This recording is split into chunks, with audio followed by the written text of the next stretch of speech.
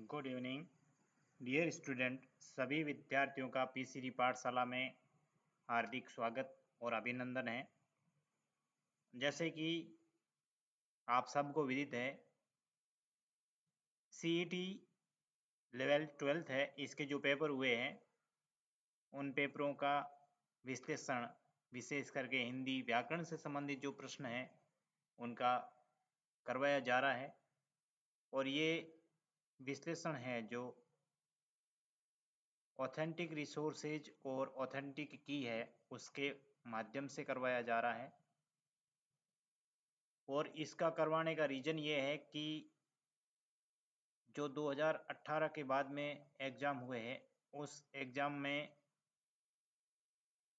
प्रश्नों का रिवीजन होता है। इसी को ध्यान में रखते हुए ये बिल्कुल फ्री विश्लेषण आपको अवेलेबल करवाया जा रहा है और इसकी पीडीएफ भी आपको उपलब्ध करवाई जाएगी। तो करते हैं स्टार्ट।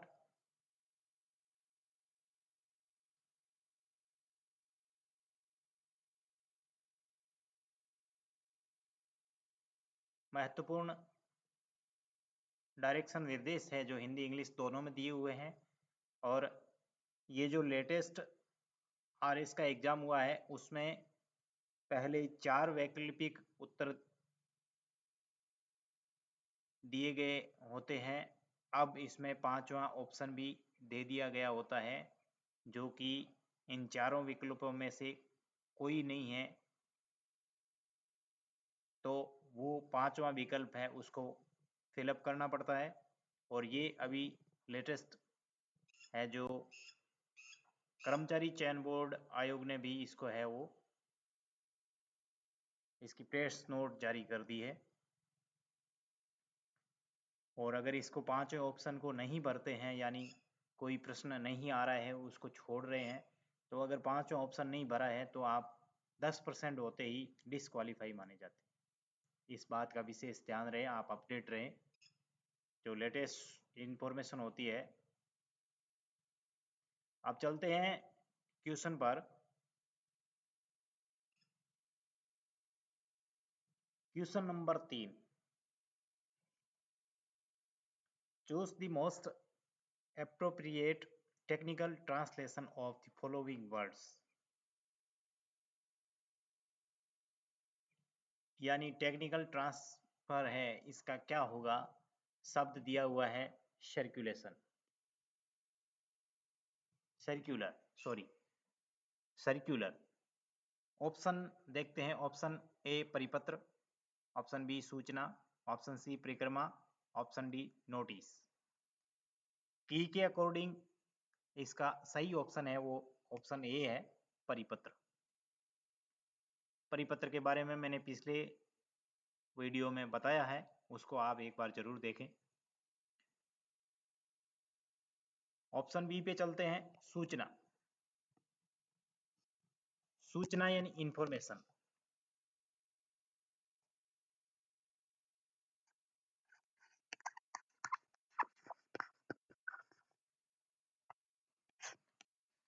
इंफॉर्मेशन किसी को कोई जरूरी बात बताना, कहना, समाचार सुनाना।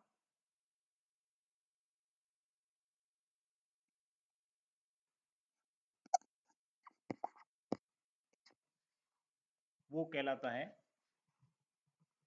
सूचना। ये सब सूचनाएं। परिक्रमा, सर्क्यूमेबुलेशन,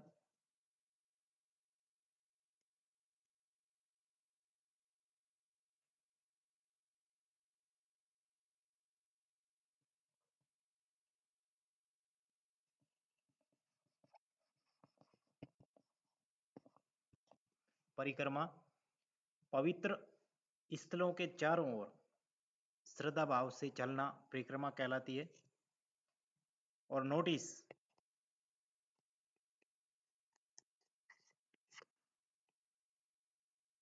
चेतावनी, सूचना पत्र, इत्तला देना।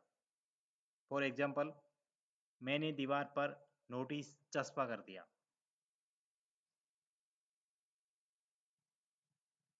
चलते हैं क्वेश्चन नंबर नेक्स्ट पर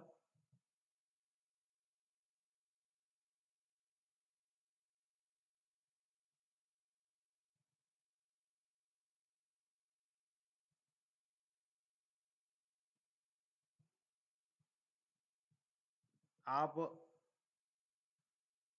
क्वेश्चन को सोल्व हो रहे हैं, उसमें आपको अगर क्वेश्चन आ रहे हैं तो बहुत अच्छी बात है, अन्यथा आप नोटबुक साथ में रखें जिससे कि आपको अगर कोई नया क्वेश्चन मिलता है तो आपको उसको जरूर नोट डाउन करना चाहिए ताकि आपको रिवीजन में सहायता मिल सके। क्वेश्चन नंबर 17, किस शब्द में समास संबंधी अशुद्धि है? ऑप्शन दिए हुए हैं, option A Navratri, option B चक्रपाणी, ऑप्शन सी योगीराज, ऑप्शन डी अहोरात्र। इसका जो सही ऑप्शन है वो है ऑप्शन ए नवरात्र होगा, जो कि नवरात्रि दिया हुआ है, ये समास संबंधी अशुद्धि है।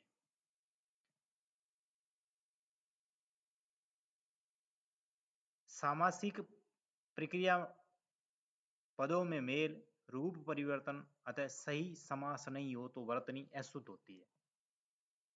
समास संबंधी अशुद्धि क्या होती है? यदि सामासिक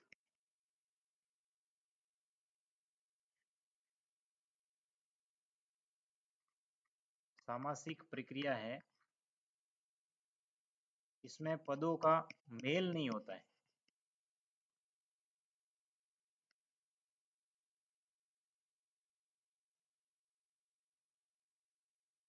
और मेल अगर हो भी जाए तो रूप परिवर्तन नहीं होता है, रूप में कोई परिवर्तन नहीं होता है, तो ये समास नहीं हो पाता है तो वर्तनी अशुद्ध होती है। अब समास का अर्थ होता है छोटा रूप। कैसे होगा छोटा रूप? दो या दो से अधिक शब्द या पद अपने बीच विभक्तियों का लोप करने से समास होता है। इसको समास, सामासिक शब्द और समस्त पद भी कहते हैं। जैसे रसोई घर,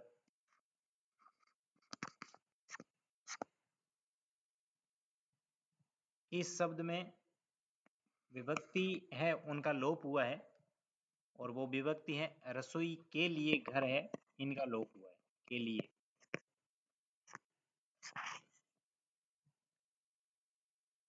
ये तत्पुरुष समास है।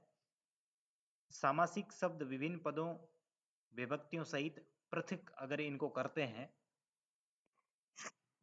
तो ये कहलाता है समास विग्रह। पिछले वीडियो में मैंने बताया था, फिर बता देते हैं। जैसे विद्यालय,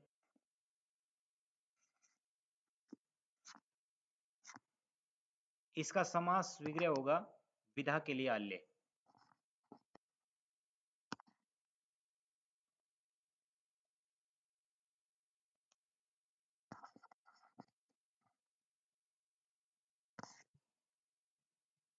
इसके प्रकार 6 है। समास के प्रकार कितने हैं? समास के प्रकार है 6।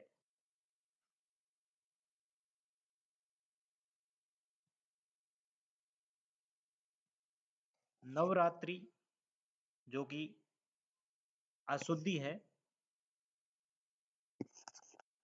सही इसका होगा नवरात्र।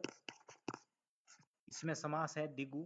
दिगु समास में क्या होगा कि प्राय, हमेशा तो नहीं, प्राय पूर्व पद होता है, ये पूर्व पद इसका नव, ये पद है संख्यावाचक होगा पहला। दूसरा इसमें ध्यान रखना, कभी कभी परपद यानी बाद वाला पद भी है वो संख्यावाचक हो सकता है, जो ये संख्या समूह का बोध कराता है, अन्य अर्थ नहीं देता है जैसे कि बहुव्रीहि में देता है। और जब समास विग्रह होता है तो शब्द प्रयुक्त होता है समूह या समाहार। इसमें होगा ये दिग्गू, विगू।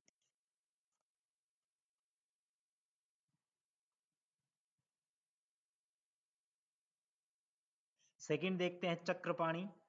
इसमें बहुब्रीहि समास है।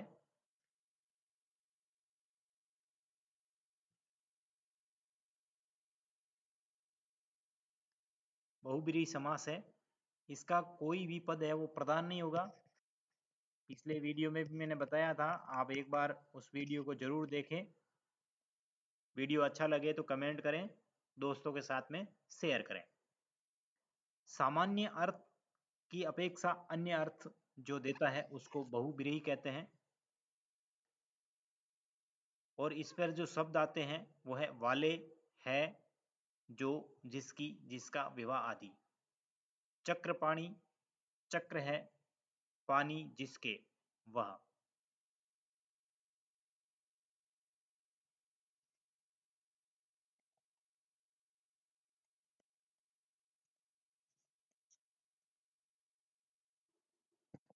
चक्र है पानी में जिसके,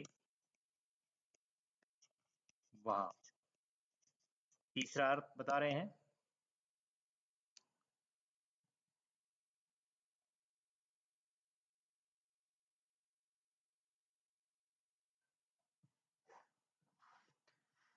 चलते हैं नेक्स्ट क्वेश्चन की तरफ।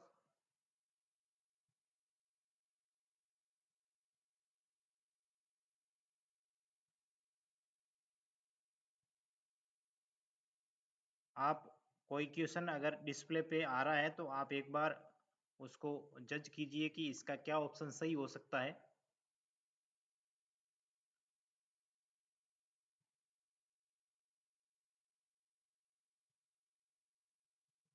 क्वेश्चन नंबर 36 पुरुषवाचक सर्वनाम है। सर्वनाम मैंने पहले बता रखे हैं वीडियो में। वीडियो लंबा नहीं हो इसके लिए आप उस वीडियो को एक बार जरूर देखें ताकि समझ में आ जाए। पुरुषवाचक सर्वनाम, सर्वनाम का अर्थ होता है सबका नाम। ये प्रयोग कब होते हैं? सर्वनाम संज्ञा के स्थान पर प्रयुक्त होते हैं, क्योंकि पुनरुक्ति है उसको दूर करने के लिए।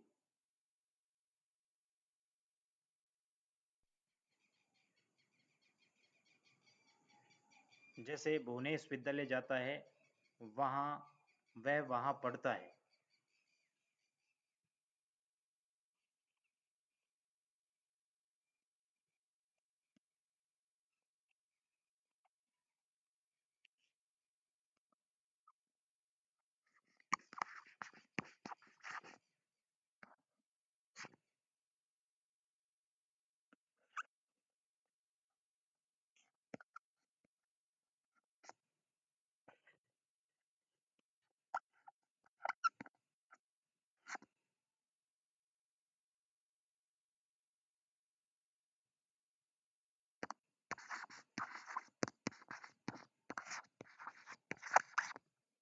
इसमें भुवनेश और विद्यालय संज्ञा शब्द है।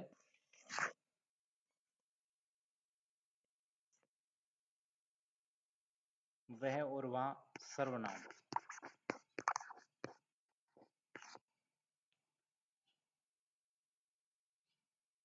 सर्वनाम के प्रकार 6 है।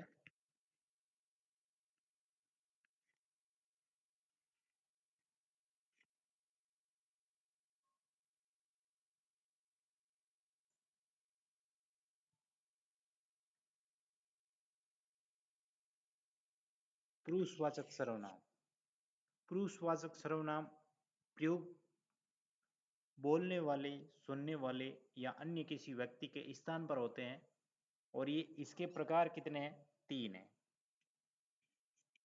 कौन कौन से? उत्तम पुरुष, मध्यम पुरुष, अन्य पुरुष। उत्तम पुरुष में बोलने वाला स्वयं के लिए प्रयोग करता है, उसको उत्तम पुरुष कहते हैं।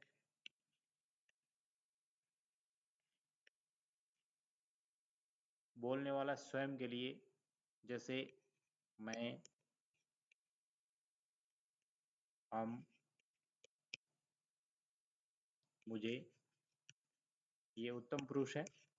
मध्यम पुरुष सुनने वाले के लिए,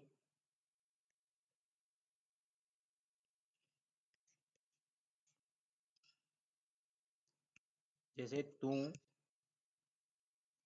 तुम, तुझे। और अन्य पुरुष उपयुक्त दोनों में से किसी और के लिए प्रयुक्त होते हैं, जैसे अन्य पुरुष, जैसे वह, वे, उन्हें।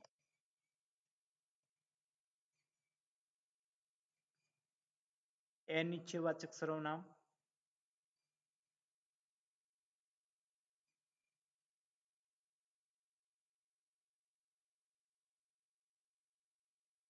किसी निश्चित व्यक्ति या वस्तु का बोध नहीं होता है, उसे अनिश्चितवाचक कहते हैं। जैसे कोई जा रहा है,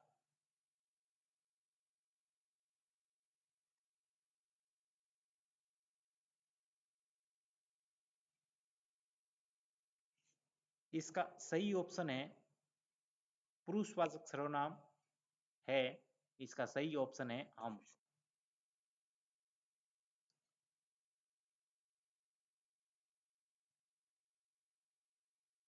अनिश्चित स्थिति बनी रहती है, जैसे कोई जा रहा है, ये कौन सा है? अनिश्चित वाचक है, यानी कोई निश्चित नहीं है कौन जा रहा है।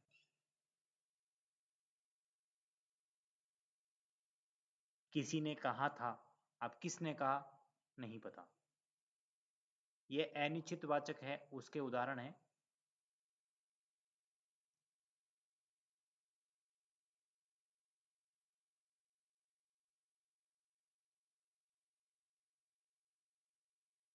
संबंधवाचक।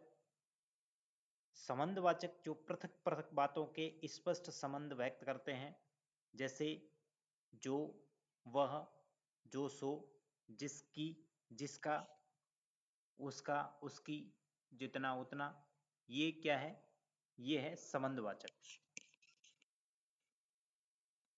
संबंधवाचक।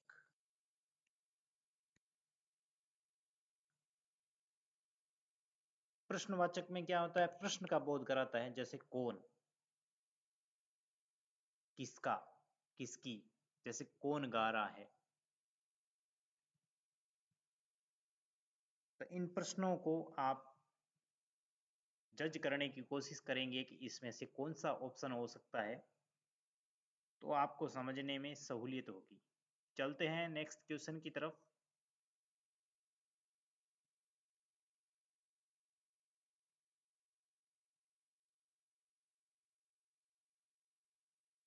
प्रश्न नंबर 48, किस समूह में सही विलोम शब्द नहीं है? समूह ढूंढना है जिसमें सही विलोम शब्द नहीं है। ऑप्शन देखते हैं। ऑप्शन ए बंधन मुक्ति, ऑप्शन बी गौरव लाघव, ऑप्शन सी आदि प्रारंभ, ऑप्शन डी तिमिर प्रकाश। इसका सही ऑप्शन है ऑप्शन सी, जो कि सही नहीं है। बंधन मुक्ति बिल्कुल सही है, सही विलोम शब्द है। गौरव लाघव बिल्कुल सही है, गौरव का अर्थ है गुरुत्व, उसका भाव।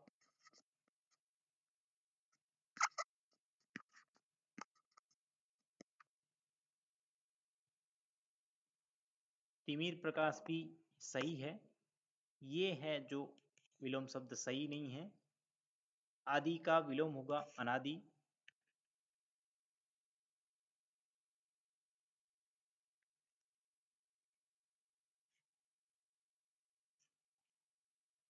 और प्रारंभ का विलोम जो होगा वो होगा अंत।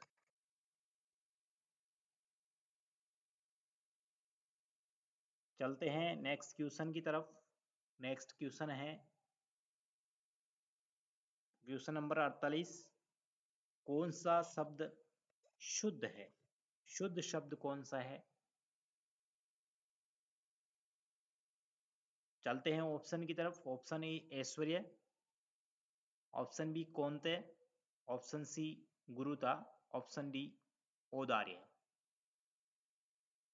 ये एनालिसिस करवा जा रहा है पीसीडी पाठशाला की तरफ से, जो कि बिल्कुल निःशुल्क है। अब शब्द शुद्ध। भाषा में शुद्ध उच्चारण, शुद्ध वर्तनी का महत्व है। इससे भाषा का सौंदर्य बना रहता है और अर्थ का अनर्थ नहीं होता है। अशुद्ध वर्तनी होती है, इसके अनेकों कारण होते हैं।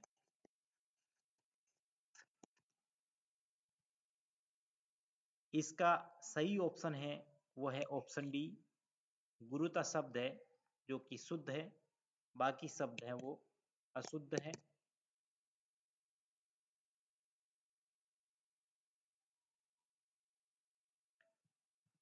चलते हैं नेक्स्ट क्वेश्चन की तरफ, जो कि क्वेश्चन है 56।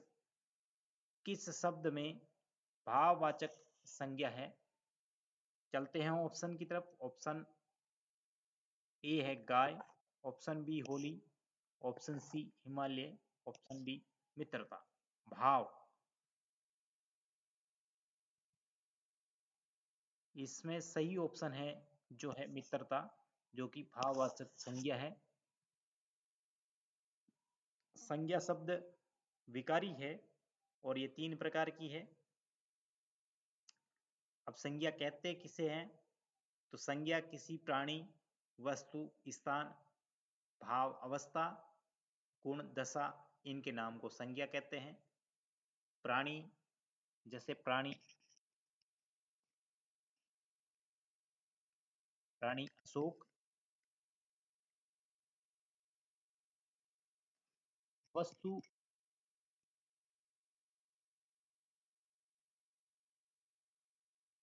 मोबाइल।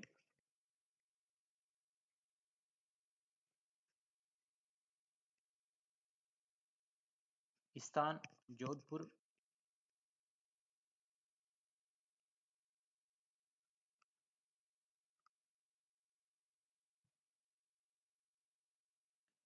भाव, दया।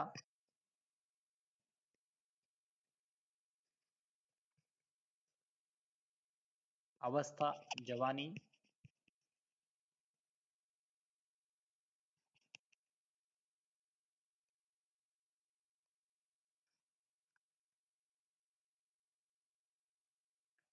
गुण,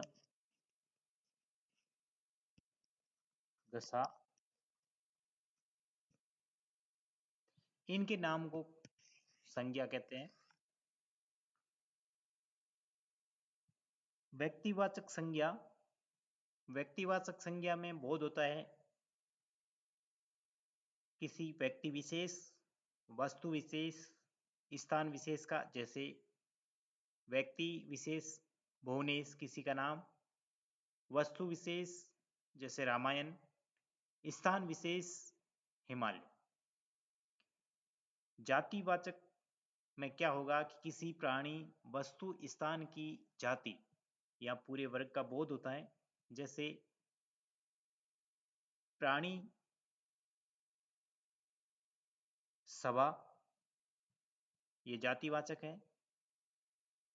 घोड़ा, गाय। वस्तु, मशीन, पुस्तक। स्थान, गांव, शहर। इसी में 2 रूप और आते हैं, समुदायवाचक और द्रव्यवाचक। समुदायवाचक में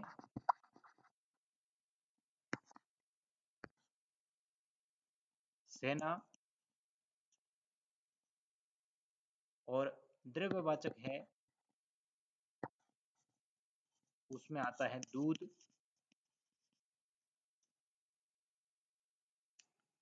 भाववाचक संज्ञा है जो किसी भाव, अवस्था, गुण, दशा, इनके नाम को भाववाचक संज्ञा दिया गया है। जैसे सुख, बचपन, सुंदरता, ये भाववाचक संज्ञाएं हैं। और भाववाचक संज्ञाएं बनती कैसे हैं कि जातिवाचक संज्ञा से, सर्वनाम से, विशेषण से, क्रिया से, कुछ अन्य पदों और प्रत्ययों के मेल से है जो जातिवाचक संज्ञा बनती है। जैसे मित्र,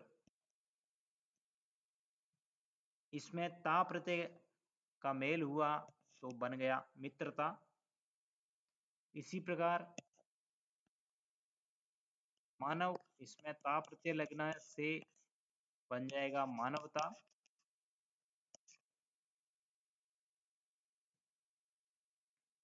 गाय जैसे कि संज्ञा शब्द है। हिमालय व्यक्तिवाचक है। मित्रता भाववाचक है। चलते हैं नेक्स्ट क्वेश्चन की तरफ।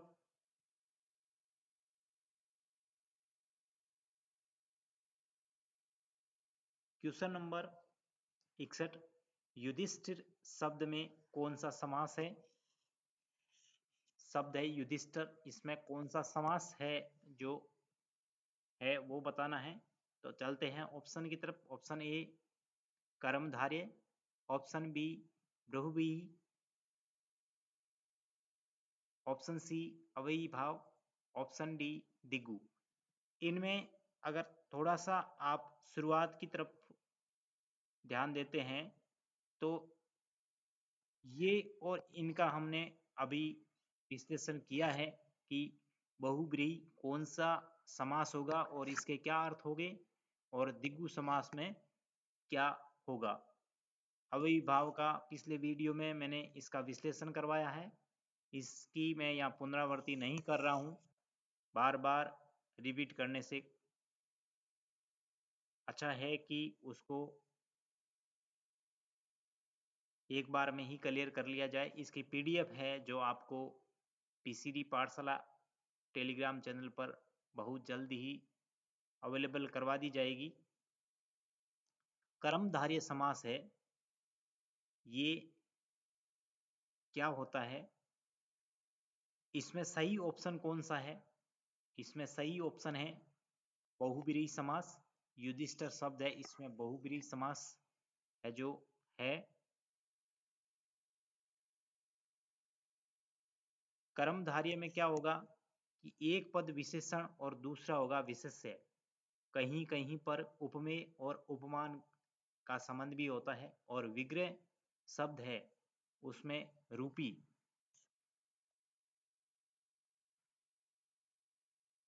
रूपी शब्द है जो प्रयुक्त होता है, जैसे महापुरुष।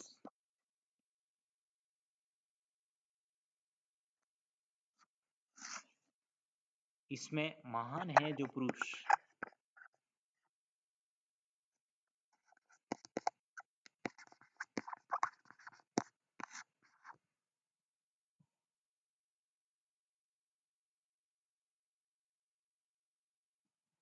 बहुव्रीहि यानी कोई पद प्रधान नहीं होता है, इसमें प्रयुक्त पदों में सामान्य अर्थ की अपेक्षा अन्य अर्थ होता है। जैसे गजानंद, गज का आनन है जिसका गणेश जी। अव्ययी भाव में क्या होगा कि प्रत्येक अव्यय नहीं होगा, किसी पद का अव्यय नहीं होगा, उसमें कोई किसी प्रकार की कटौती नहीं होगी। प्रत्येक, हर एक, प्रति एक, एक एक। दिगु समास में जैसे बता ही दिया है, और इसका एग्जाम्पल है त्रिभुज, तीन भुजाओं का समाहार। चलते हैं नेक्स्ट क्वेश्चन की तरफ।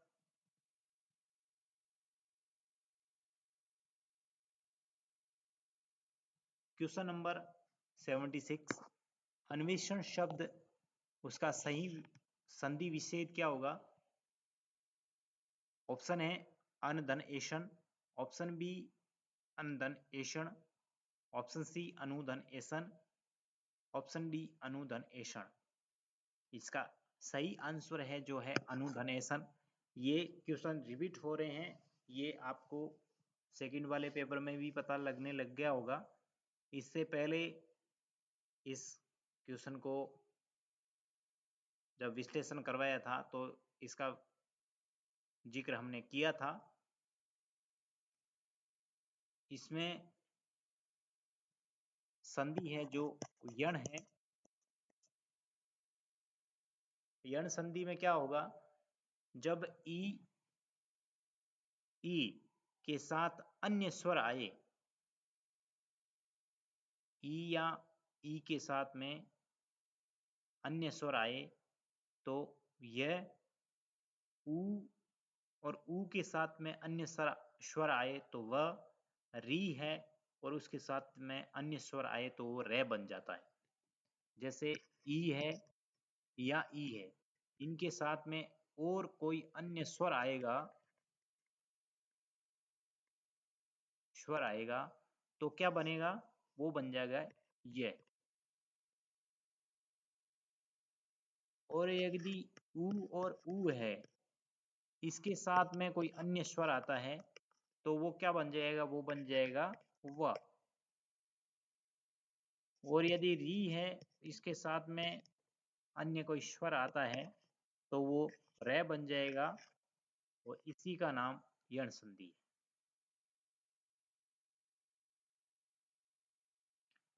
चलते हैं नेक्स्ट क्वेश्चन की तरफ, क्वेश्चन नंबर 78, जो कि है मुसीबत के समय उपाय खोजना। अर्थ को स्पष्ट प्रकट करने वाला मुहावरा कौन सा है?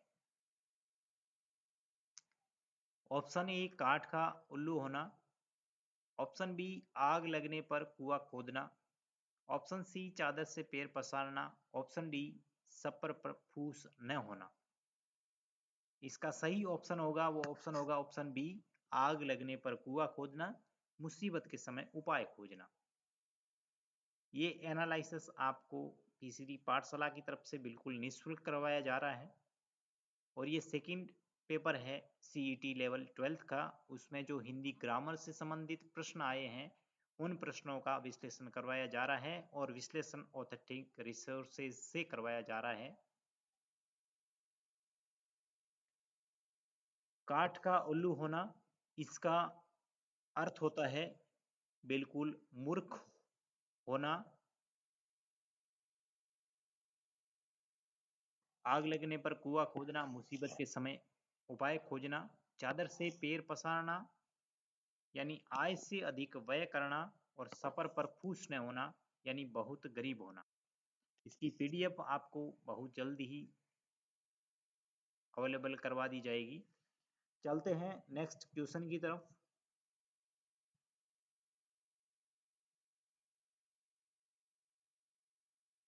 जो कि है क्वेश्चन नंबर 88। आपाद मस्तक शब्द है के लिए एक सार्थक वाक्यांश क्या होगा?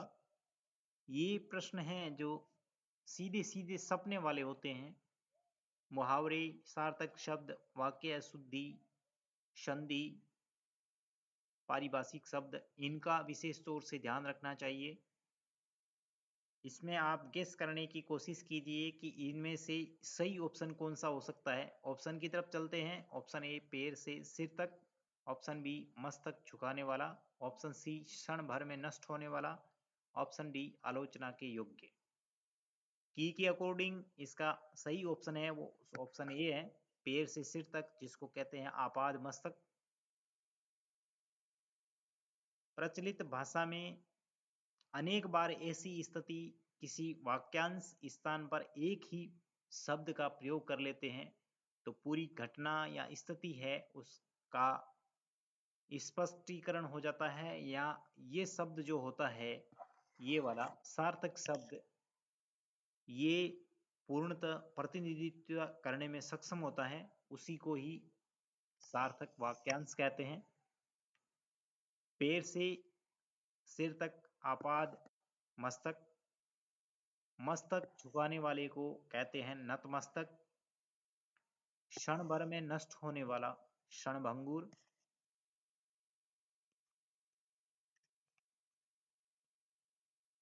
आलोचना के योग्य उसको बोलते हैं आलोच्य।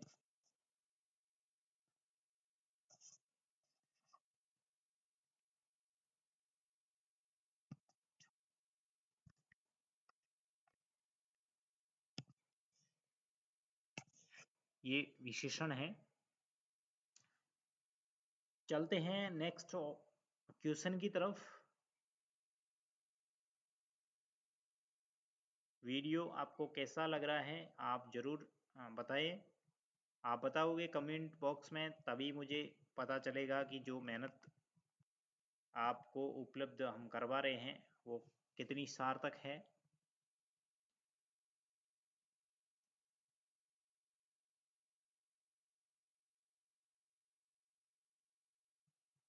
क्वेश्चन नंबर 104 सबॉर्डिनेट शब्द है, इसका हिंदी पारिभाषिक शब्द क्या होगा? जैसे कि मैंने पहले ही बताया था कि पारिभाषिक शब्दावली ये और ये जो प्रश्न है इनके प्रश्न रिपीट होते रहते हैं और ये सीधे सीधे क्वेश्चन में सपने वाले होते हैं। ऑप्शन की तरफ चलते हैं। वरिष्ठ श्रेणी, ऑप्शन बी अधीनस्थ, ऑप्शन सी विनीत, ऑप्शन डी सहायक। सबॉर्डिनेट का अर्थ होता है अधीनस्थ, इसका सही ऑप्शन है ऑप्शन बी। वरिष्ठ श्रेणी होती है उसको बोलते हैं सीनियर कैटेगरी, और विनीत जो होता है उसको बोलते हैं रिस्पेक्टफुल।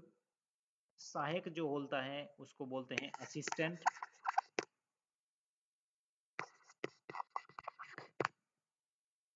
विनीत जो होता है उसको बोलते हैं रिस्पेक्टफुल। वरिष्ठ श्रेणी होती है उसको बोलते हैं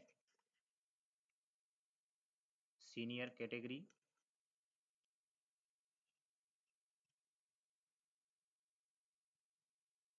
बढ़ते हैं नेक्स्ट क्वेश्चन की तरफ।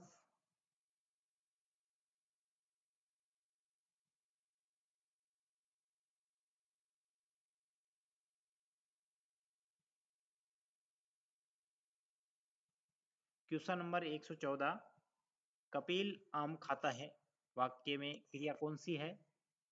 चलते हैं ऑप्शन की तरफ। अकर्मक क्रिया, ऑप्शन बी सकर्मक क्रिया, ऑप्शन सी पूर्वकालिक क्रिया, ऑप्शन डी नाम धातु क्रिया। इसका सही ऑप्शन है वो है सकर्मक क्रिया, यानी जिसमें कर्म है जो प्रयुक्त होता है। संस्कृत क्रिया रूप धातु कर्म प्रयोग और संरचना के आधार पर, कर्म के आधार पर है जो क्रिया के दो रूप हैं, अकर्मक और सकर्मक। अकर्मक में क्या होगा? अकर्मक में कर्म प्रयुक्त नहीं होगा और क्रिया का प्रभाव है वो कर्ता पर पड़ेगा, जैसे आदमी बैठा है। सकर्मक क्रिया होती है जिसका प्रभाव है वो कर्म पर आधारित होता है, अर्थात क्रिया के साथ कर्म भी प्रयुक्त होता है। क्रिया होगी तो कर्म भी साथ में प्रयुक्त होगा। जैसे कपिल आम खाता है, ये सकर्मक क्रिया है और इसी का उदाहरण है एक और भुवनेश दूध पी रहा है।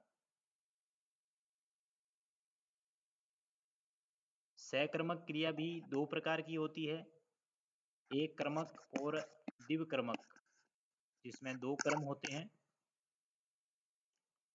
प्रयोग एवं संरचना के आधार पर है जो होगी पूर्वकालिक क्रिया। पूर्वकालिक क्रिया में दो क्रियाएं प्रयुक्त होती है और एक क्रिया दूसरी क्रिया से पहले संपन्न या पूर्ण हो गई हो, पहले जो संपन्न होती है उसको बोलते हैं पूर्वकालिक क्रिया। जैसे इसके साथ में है जो मूल धातु है उसके साथ में कर या कर के लगाने से पूर्वकालिक क्रिया बन जाती है। जैसे रिया पढ़कर छो गई।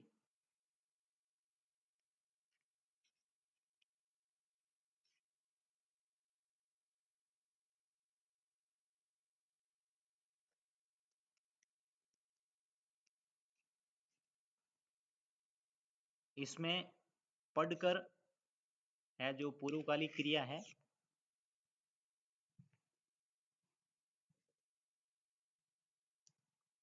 नाम धातु में क्या होगा? नाम धातु में क्रियापद संज्ञा सर्वनाम विशेषण से बनते हैं। जैसे अपना है, उसमें ना जोड़ने से अपनाना हो गया, चमकना चमकाना हो गया, ये नाम धातु क्रिया है। चलते हैं नेक्स्ट क्वेश्चन की तरफ।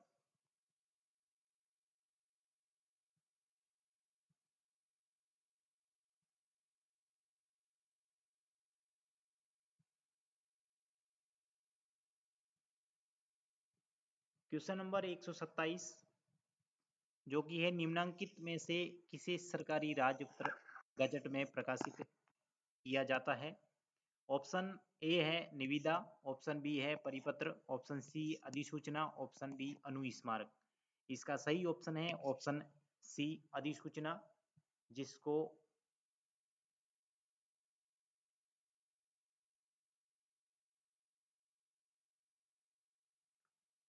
की के अकॉर्डिंग सही बताया गया है।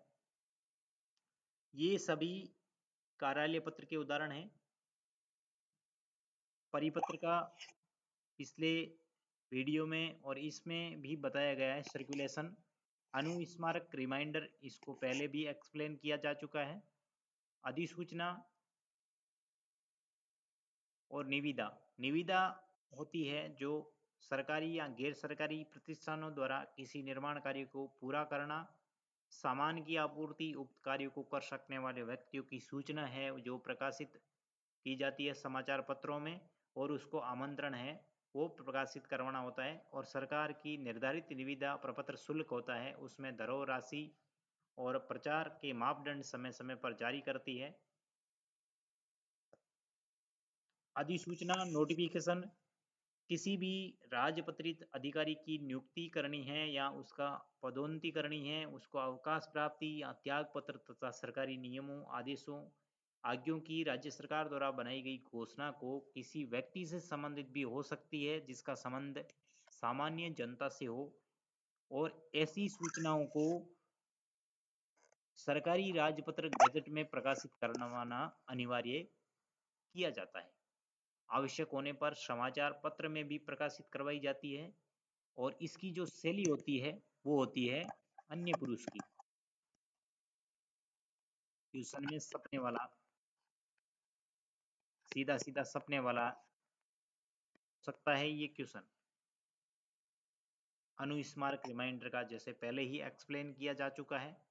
तो ये था सीईटी लेवल 12th का सेकंड पेपर, और इसमें जो एक्सप्लेन करवाया गया है वो करवाया गया है पीसीडी पाठशाला की तरफ से, जो कि बिल्कुल निःशुल्क है। आपको वीडियो कैसा लगा आप कमेंट बॉक्स में ज़रूर बताएं, और अगर वीडियो अच्छा लगे तो अपने दोस्तों के साथ में शेयर ज़रूर करें। और ये देखने पर समझ में आ जाता है कि क्वेश्चन रिपीट हो रहे हैं। अभी तो 2 प्रश्न ही हैं, ऐसी श्रृंखलाएं जो एग्जाम हुए हैं उनको मैं समय समय पर आप सबके लिए लेके आऊँगा। तो आज की वीडियो में बस इतना ही। आप स्वस्थ रहें, मुस्कुराते रहें, और अपनी तैयारी को है वो समय देते रहें, और स्वस्थ रहें। जय हिंद, जय भारत।